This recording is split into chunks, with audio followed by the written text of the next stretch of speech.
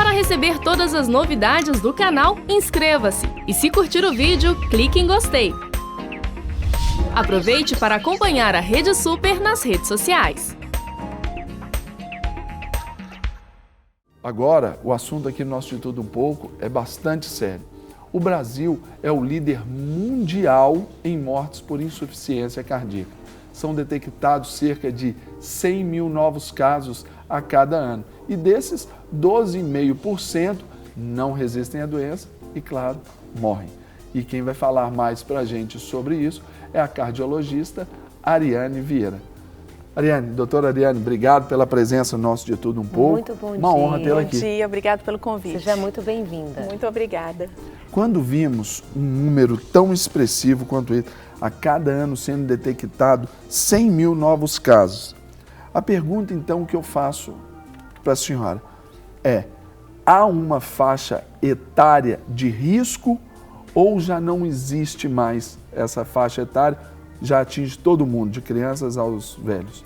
Hoje em dia, a doença cardíaca está muito mais prevalente em todas as faixas etárias. É óbvio que os adultos, a partir dos 55 anos, já são mais expostos a outros fatores de risco relacionados às doenças cardíacas. Mas a gente observa um número crescente de crianças com problemas cardíacos, principalmente expostas aos fatores de risco, como, por exemplo, colesterol alto.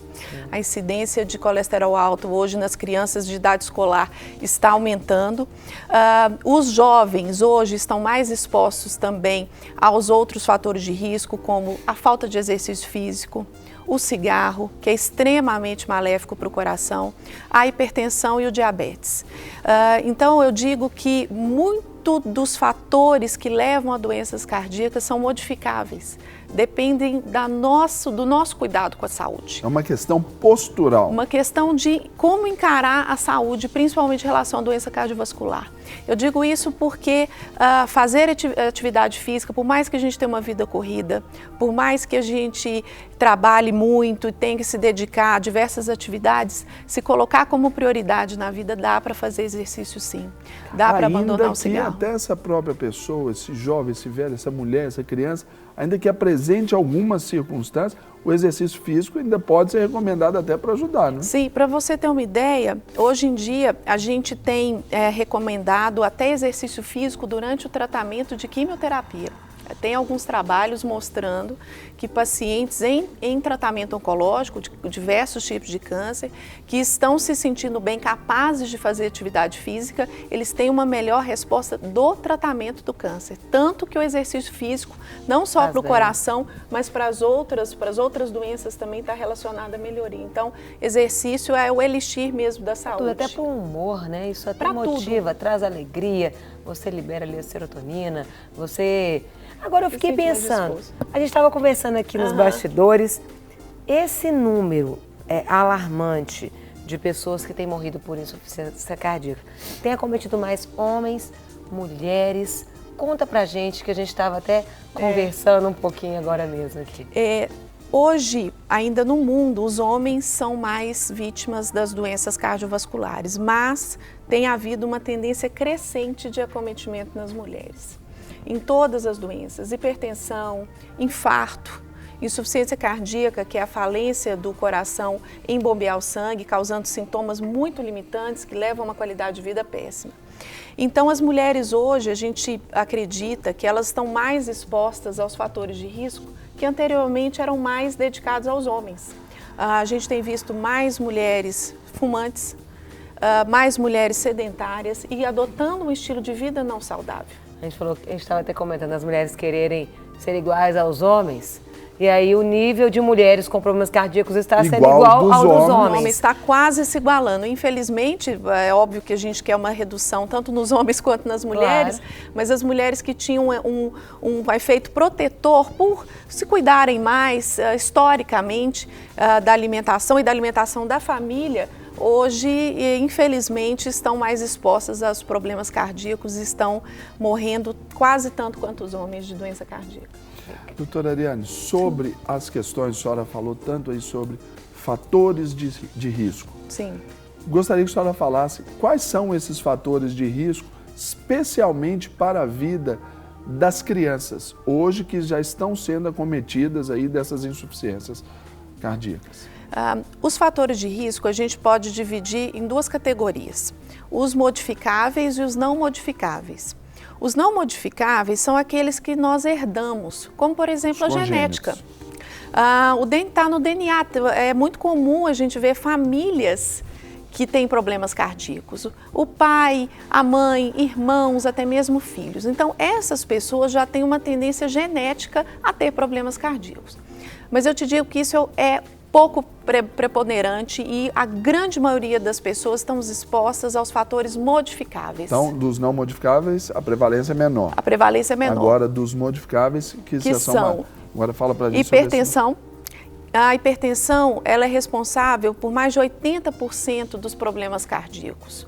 Desde infarto, de insuficiência cardíaca, do acidente vascular cerebral, que é o AVC. E a hipertensão também tem uma origem genética, uma tendência da pessoa, mas ela é muito relacionada a excesso de ingestão de sal, ou seja, uma alimentação rica em sódio. Ela é relacionada ao sedentarismo, à falta de atividade física. Os outros fatores também modificáveis, diabetes, que tem muita correlação com obesidade e má alimentação. O tabagismo, que é totalmente modificável, tem que parar de fumar, não pode fumar, é zero, cigarro nenhum é zero. E também o sobrepeso. Então, dentre os modificáveis, a gente pode ver que com dieta e exercício físico a gente consegue controlar a grande maioria deles, que é a hipertensão, diabetes, sedentarismo, tabagismo e obesidade.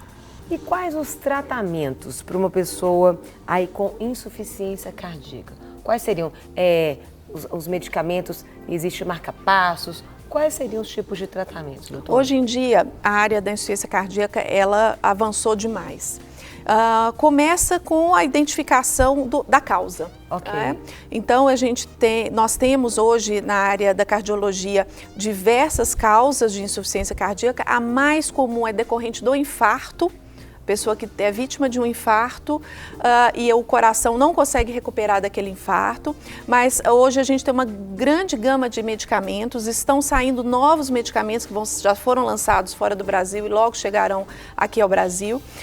Nós temos muita influência do estilo de vida, de uma dieta pobre em sódio. Nos pacientes com insuficiência cardíaca tem que ter uma restrição da ingestão hídrica, mas isso bem orientado pelo médico. Nós temos os marca-passos hoje mais modernos, que conseguem sincronizar as batidas do coração e, em alguns casos avançados, o transplante cardíaco também pode ser uma opção no tratamento da insuficiência cardíaca. Então, hoje a medicina avançou muito, mas ainda o importante é a prevenção. O importante é não ter, o importante é cuidar desde criança, e isso a gente estava conversando aqui um pouco antes, passa muito do exemplo da família. Então, a criança, ela vai aprender com o que ela vê, isso em tudo, mas principalmente com os hábitos alimentares. Então, a família, desde a criança, na sua mais tenra idade, começar a introduzir alimentos saudáveis, uma dieta com bastante verdura, com frutas, e a criança vendo que os pais cuidam da saúde, se exercitam, com certeza essa criança vai crescer sendo um adulto mais preocupado com a saúde. Então, não adianta falar e não agir, né? Cabe aos pais se cuidarem e mostrarem para os filhos a importância disso. Não vale a máxima, faça o que eu falo, mas não faça o que eu faço. Não funciona, não funciona. Agora, a senhora falou sobre o tratamento, a pergunta da Carol. Eu quero falar com a senhora sobre a prevenção. Sim. Como trabalhar essa prevenção, diagnósticos, a importância, por exemplo, do check-up, a frequência. Isso é essencial, porque a grande maioria das doenças cardíacas e dos fatores de risco, eles são silenciosos. A hipertensão, por exemplo, a hipertensão é raro ela dar sintoma. E geralmente quando ela começa os sintomas, essa pessoa já veio hipertenso há muitos anos. Então daí a importância de ir ao médico, aferir a pressão, e se detectada uma hipertensão, não deixar para lá. Eu não sinto nada, não vou procurar médico, eu não estou sentindo nada. Se não sentir nada, é assim que evolui mesmo a hipertensão. Às vezes o primeiro sintoma vai ser um infarto. E às vezes o primeiro sintoma vai ser um AVC. Então, nós temos que fazer uma prevenção procurando auxílio médico e, no mínimo, aferindo a pressão arterial.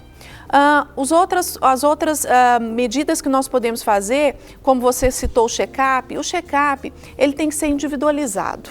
Eu exemplifico, por exemplo, uma pessoa jovem, vamos dizer, com 30, no máximo 35 anos, mas que carrega consigo um histórico familiar importante, Entendi. Essa pessoa tem que procurar um médico com mais frequência, mais cedo.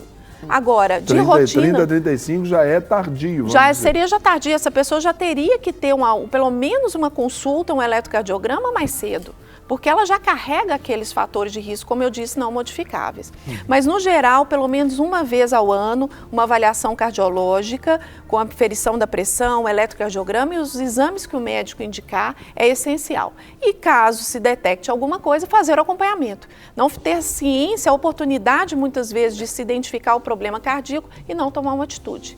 Tem que ser feita alguma atitude, procurar o médico e principalmente acompanhar, não abandonar o tratamento, que infelizmente isso é comum. Infelizmente também os brasileiros às vezes começam a fazer o tratamento, tomam o remédio, esqueci, vou tomar hoje não, esse negócio não tá muito bom não. Tem que tomar de manhã e vai tomar de tarde. Eu vou contar pra senhora, porque eu tenho algumas amigas que aí eu tô lá, você tomou sua... Não, tomei não, eu tomo mais tarde. Falei, vou contar até 10 pra você ir lá tomar. E é assim mesmo. Infelizmente, a gente tem pelo amor de Deus, abandono de tratamento. Eu fico brava. Muito importante. Infelizmente, eu fiquei até vermelha.